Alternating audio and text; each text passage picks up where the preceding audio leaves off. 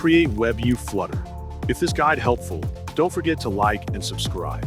Open a terminal and run flutter create Webview_app. Once the project is created, navigate into it by typing cd Webview_app. Next, edit the pub_spec.yaml file and add the necessary dependencies like this.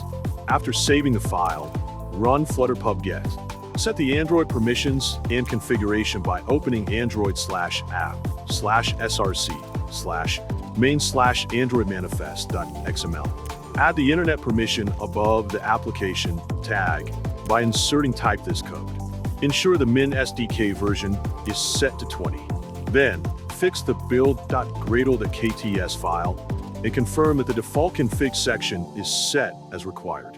Open ChatGPT and request the main.dart Webview script.